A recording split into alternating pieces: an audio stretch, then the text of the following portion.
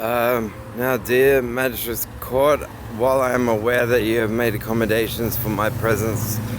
in courtroom hearings that have involved the removal of the Bible altogether, so that it does not have to be touched by me and in the mutual oath sworn upon touching it, let me tell you of a scenario that I'm theoretically aware of, because you are still having biblical oaths carried on in other case hearings. Let's suppose that a pedophilic offender and a child whom has been pedophilically offended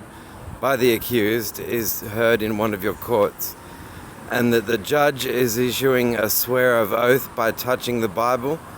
that the offender is to touch the same Bible and swear an oath, and that the pedophilically offended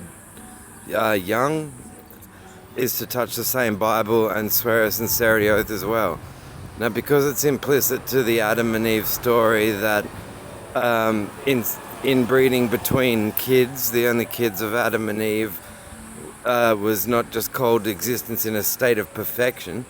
more perfect than a woman eating an apple, and that should be why women are denied rights to this day.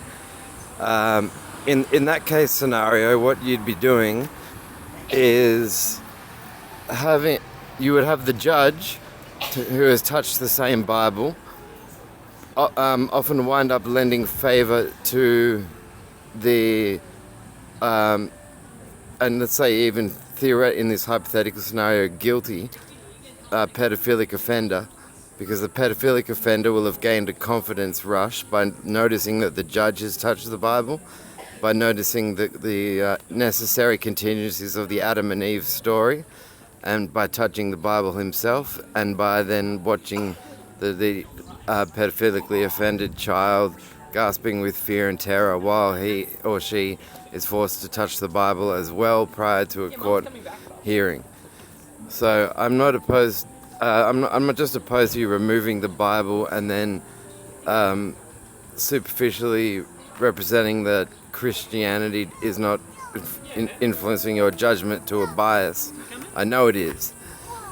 I know it is with absolute certainty, and I definitely know it is with an absolute certainty, so long as you are cross-connotative of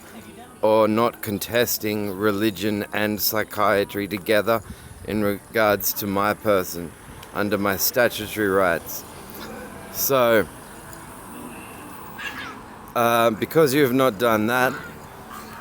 you have not given me a fair hearing on any matter. And while I have been asked, do you intend to sue the courts or to take up matters whereby you might sue or attempt to sue a magistrate court judge, I have thus far said no, but I'm reaching the fringe, because I've issued these statements ages ago. You are to either retract the statement that Jesus loves everyone, or to make all bisexuals stop being bisexuals by force, order of the courts, dispatch of policemen, and abolish the entire LGBT community, as you call it, or you are to admit that the police and the courts pose a potential threat to our community,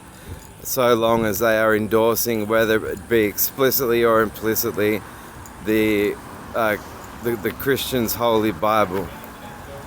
This is my last word on topic before I do consider my rights to sue a magistrate's court judge, because the fact that you are not saying, well, though we're not asking you to touch a Bible, we ourselves do on every case, means you're hiding it from me while using Christian judgment against me, and that does give me province under my statutory rights to potentially sue a magistrate's court judge. So I'll leave you with that. Please stop extorting me for personal information publicized on the web. Thank you and have a nice day.